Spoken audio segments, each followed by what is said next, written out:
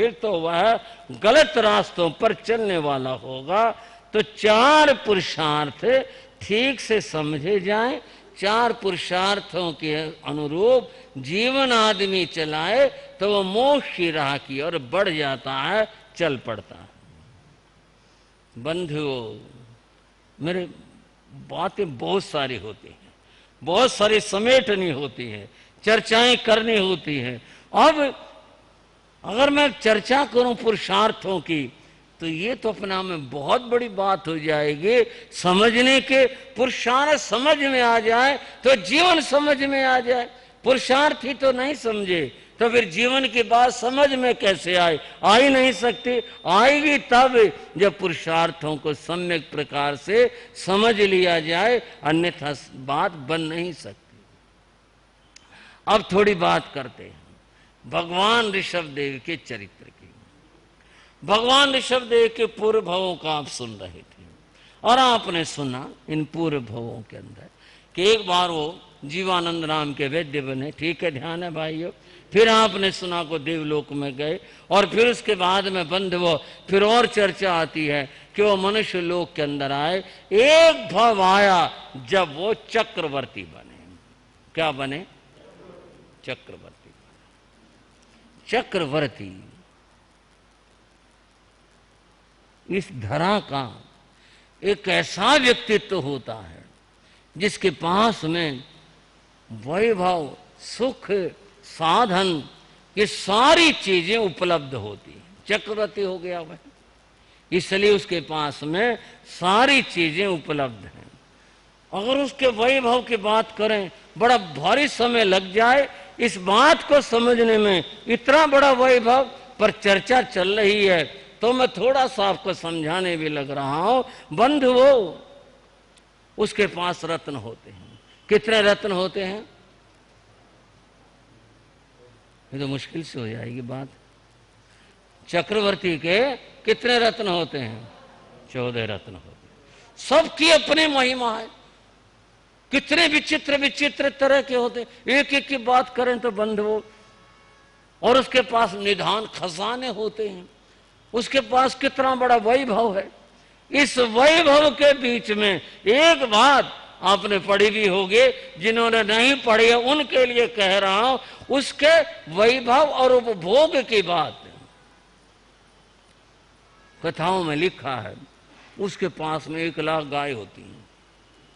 इतने गायों का क्या करेगा वो? ठीक है, गाय गौशाला होगी, नहीं, उसके लिए होती हैं। वो क्या करेगा इतने गायों का? उसके बारे में ये बताया, अद्भुत है। कथा के अंदर बताया कि वो इतने सारे आदमी उनकी देखभाल करते हैं, बहुत सारे उन गायों की। तो 50,000 गायों को दूहने के लिए एक बड़ी, अपने आप में कहूं, सेवक जनों की फौज होती है। 50,000 गायें दूही गई और दूहने के बाद अब इतना दूध हो गया, बांटे क्या करें? नहीं, उसके लिए है। अब क्या करते हैं? उनको शेष 50,000 को पिला देते हैं। और वो जो 50,000 हुई ना, उनमें से 25,000 को दूहा और फिर 25 को पिला दिया। अंत में एक गाय जिसका नाम कामधेनु है वो बची।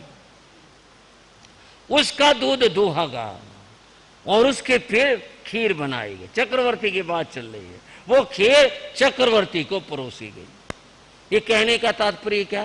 कहने का तात्पर्य यह है कि उसका भोजन इतना पौष्टिक होता है, इतना पौष्टिक होता है कि वो इतने सारे दूध में से अंत में जो एक गाय का दूध रहा, थोड़ी कल्पना करके देखो कि उसकी पौष्टिकता कितनी होगी। चक्रवर्ती उस खीर का उपभोग करता है। चक्रवर्ती है, जूठन भी रह जाती है। हालांकि झूठा नहीं छोड़ना चाहिए, ये बात धर्म जगत की है और ये बात एक चक्रवर्ती की कर रहे हैं, उसमें झूठन भी लगी रह जाती है। चक्रवर्ती की दासी, प्रधान दासी, वह चक्रवर्ती की थाली को, झूठन को ग्रहण करती है। फिर इससे क्या हुआ? ये तो चलो हो गया, महाराज हैं, चक्रवर्ती हैं, हो गया क्या? वो दासी उस उत्तम खीर को ग्रहण करने के बाद में इतना उसका शरीर बलशाली हो जाता है कि जब कभी कोई मंगल अवसर हो और चक्रवर्ती को तिलक करना हो तो वह हीरे को लेकर के और चुटके से चूर्ण करके उसका तिलक कर देती है। आसान काम है, हथौड़े में मारो तो ना टूटे और वह चुटकी से चूर्ण बना दे। कितनी उसकी शक्ति होगी, और चक्रवर्ती की शक्ति का कोई अंदाजा कुछ हम कर सकते हैं? कितनी बड़ी शक्ति होगी, कितनी बड़ी बात होगी। इतना बड़ा वैभव संपन्न, इतना उत्तम पदार्थों का भोग करने वाला, ये सब होने वाला, और अंत में क्या, मृत्यु सबकी आती है। दासी भी नहीं रहते, चक्रवर्ती भी नहीं रहता। अब उसकी क्या गति हुई ये दूसरी बात है, लेकिन मृत्यु तो आई और सबकी आती है। वो इतना बल और इतनी शक्ति, उसका कोई अर्थ नहीं है मृत्यु के सामने। मृत्यु आती है। बंधुओ, चक्रवर्ती यदि बोधि को प्राप्त कर ले, ज्ञान को प्राप्त कर ले, और फिर वह इस संसार का परित्याग करके वह धर्म मार्ग पर चला जाए, संयम ग्रहण कर ले, तो उसकी गति उत्तम होती है। और अगर संयम ग्रहण न करे, भोगों में फंसा रहे, लगा रहे, तो फिर उसकी दुर्गति होती है, अर्थात वह नरक को प्राप्त होता है। इतनी विचित्र बात है कि जैसा वह जीवन में करता है, श्रेष्ठ मार्ग पर चला, उत्तम गति को पाया, अन्यथा वह नरक गति को प्राप्त करता है। ऐसी स्थिति होती है। कहना क्या है यहाँ कि ऋषभ देव का जीव जो चक्रवर्ती बना, क्योंकि पीछे से वह धर्म से जुड़ करके आ रहा था, इसलिए यहाँ इस जन्म में उसको बोधि प्राप्त हुए। एक बार सत्संग सुनने का मौका मिला और फिर सुन करके बोधि ज्ञान को प्राप्त हुआ, और हुआ यह है, उसने सारा वैभव छोड़ करके संयम ग्रहण कर लिया। हुई ना बात, कुछ जीवन के अंदर क्रांति आई ना। यही क्रांति की बात है कि इतना कुछ होने पर, वैभव होने पर, और फिर परित्याग करके संयम के मार्ग के ऊपर चल दिए। कितनी बड़ी बात हुई, उन्होंने ऐसा किया। उनके साथ में जो उनके कुछ मित्रों का जिक्र चल रहा था ना, जब हम जीवानंद की बात कर रहे थे वहां भी जिक्र था। उनके जो मित्र थे, एक मंत्री का बेटा था, एक जो था पुरोहित का बेटा था, एक श्रेष्ठी का बेटा था, ये सब मित्र थे। ये सब संयम लेते हैं और संयम लेकर ये सब के सब साधना करते हैं, और यूं अपने जीवन को सफल और सार्थक बनाने की ओर बढ़ जाते हैं, आगे चलते हैं। अब बात करते हैं चक्रवर्ती की, जिसका नाम वज्रनाभ था। पहले वो वज्रनाभ चक्रवर्ती थे और अब वो वज्रनाभ मुनि हो गए। उन्होंने साधना की, और क्या साधना की, 20 बोलों का जिक्र आता है। जो 20 बोल हैं, उनकी आराधना करके, उनकी साधना करके तीर्थंकर नाम कर्म का बंद होता है। उन बोलों की, एक तो सोच के मैंने ये बनना है, ऐसा नहीं, बस कर रहे हैं, अपनी साधना कर रहे हैं, तपस्या है, सेवा है, ये सब उसके गुण हैं, वो सब कर रहे हैं, करते जा रहे हैं। और उन्होंने ऐसी साधना की, इतनी महान साधना की कि यहाँ इस भाव में उन्होंने तीर्थंकर नाम कर्म का बंध किया। और यही वो जन्म है, यही वो बीज है जो उन्हें आगे हमें आराध्य महाप्रभु ऋषभ देव के रूप में प्रस्तुत करेगा। और एक बार प्रेम के साथ बोलेंगे, बोलो भगवान ऋषभ देव की। यहां उन्होंने ऐसा बंद किया, वो जो साधना के उसका ये प्रतिफल हुआ। उनके 4 साथियों के नाम हैं। एक साथी का जो नाम था वह पीठ था, एक महापीठ था, एक का नाम बाहु था, एक का नाम सुबाहु था, एक का नाम केशव था। ये उनके साथियों के नाम हैं। जो बाहु था, जो मुनि बने थे, अब उनकी साधना की बात करते हैं। उस समय, उस काल में जहां वो दीक्षित थे, जिस संघ में, जिस स्थान पर, उस संघ में बहुत सारे रुग्ण मुनि थे। कई लोग तो अपेक्षा करते साधु और बीमार क्यों हो जाए।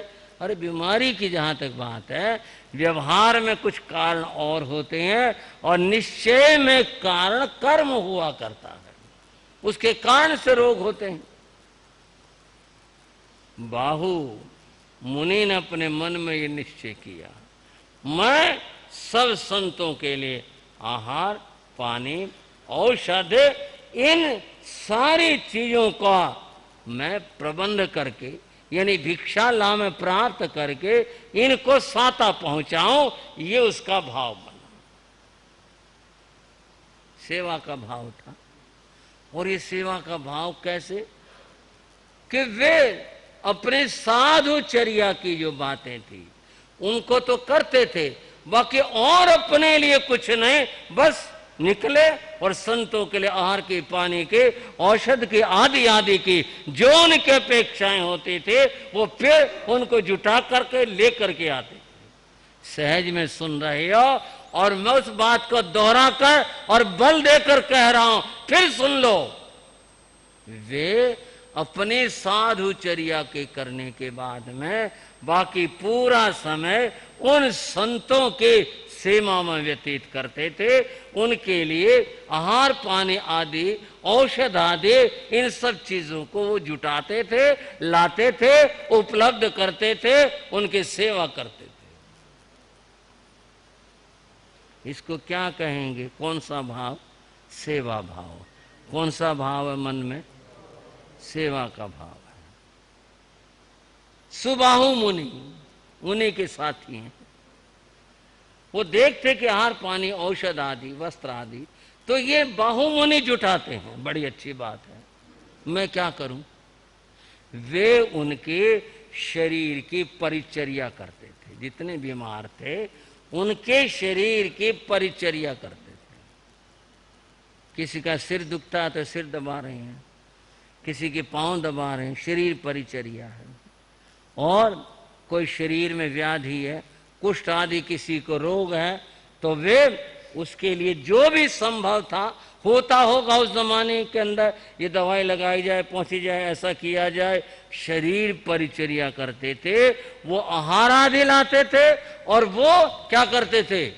बोले श्राव खाओ, शरीर परिचर्या करते थे। परम सेवा भाव की बात है, कितनी ऊंची बात है। ये हम पढ़ रहे हैं उस वाले की बात जब घटना घटित थी, पर कभी कभी ऐसी बातें इस युग में भी देखने को मिल जाती है। हमारे एक संत हुए, परम श्रद्धेय तपस्वी श्री फकीर चंद जी महाराज। क्या नाम लिया मैंने? श्री फकीर चंद जी महाराज। टोहाना में उनका स्मारक बना हुआ है, वो भी यादगार की बात है। मैं तो उन महापुरुष की बात कर रहा हूँ। वो इसी ही परंपरा में थे, गुरु महाराज मायाराम के, जो गुरु भाई जवाहरलाल जी थे उनके शिष्य थे, इसी परंपरा से जुड़े हुए थे। और ये जानकारी के दृष्टि से कहता हूँ, इसका और कोई तात्पर्य नहीं, तो वो हमारे ही थे, सबके थे। वो तो साधु सबका होता है, कहीं का भी हो, जिसके गुण की बात होगी वो तो की ही जाएगी। वे मूनक में विराजमान थे। मूनक पंजाब का एक कस्बा है। उस समय वहां जो संत थे वो वृद्ध थे, और एक दो ने 5-7 थे, वृद्ध संत थे। श्री फकीर चंद जी महाराज उनमें छोटे थे और युवा थे। वे उनके सेवा में लगे रहते थे, अपने लिए कभी कुछ नहीं, बस उनके सेवा में लगे रहते थे, हर समय उनके सेवा में जुटे रहते थे। लोग देखते तो धन्य धन्य कहते। धन्य महाराज, कितनी बड़ी बात है। घड़ी दिखाई नहीं दे रही भाई मुझे, आप निश्चिंता से बैठे हो, बाहर बरसात भी हो रही है, कहो तो आज मौका है सुनने का, मैं भी सुना खुश हो लो और आप भी खुश हो लो अगर आपका भाव हो तो।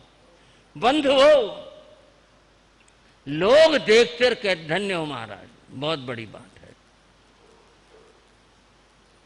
उनकी भावना इतनी ऊंची थी। एक बार संवत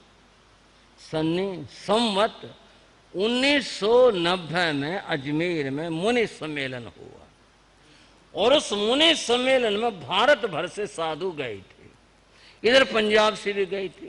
उस सम्मेलन में जाने वालों में हमारे पूज्य बाबा गुरुदेव भी थे, ये सब आपस में साथी लोग थे। श्री वाचस्पति जी महाराज भी गए थे और भी गए थे, श्री काशीराम जी महाराज भी गए थे और उस समय श्री आत्माराम जी महाराज उपाध्याय थे वो भी गए थे और बहुत सारे संत गए थे। जब वो सम्मेलन वहां हुआ और हो रहा था तो मूनक की बिरादरी के भी 10-5 भाई वहां भी चलो संत इकट्ठे हैं, दर्शन होंगे, दर्शन करके आते हैं। यूं भी था अपने सारे संत गए, साता भी पूछी आएंगे और फिर सारे संतों के दर्शन होंगे, तो वो भी वहां से गए थे। जब भाई बिरादरी के भाई जाने लगे तो होता ही वह मंगली सुन के चलो महाराज से। महाराज तपस्वी जी फकीर चंद जी ने पूछा भाई कहाँ जा रहे हो? बोले महाराज वहां जा रहे हैं सम्मेलन में, अजमेर में जा रहे हैं। बोले अच्छा, बड़ी अच्छी बात भाई, एक मेरा भी काम कर दोगे? हाँ महाराज कृपा करो। हाँ जी हमारे जयचंदा जी, हम भी सिफारिश करते हैं भाई जा रहे हो हमारा भी एक काम कर देना। कर ही दोगे मेरे ख्याल में, आपको बताएंगे तो ठीक है, एक काम मेरा भी कर दोगे? बोले हाँ महाराज कृपा करो, आज्ञा करो, आपका काम क्यों नहीं करेंगे? बोले भाई वहाँ जो अपने संत वाचस्पति जी योगीराज जी गए थे, बोले भाई इनको ये कहना कि वहाँ जब प्रवचन हो और सारे साधु उपस्थित हों तो वहाँ एक घोषणा कर दें। मेरा तो नाम लेने की कोई ज़रूरत नहीं है, पर घोषणा ये कर दें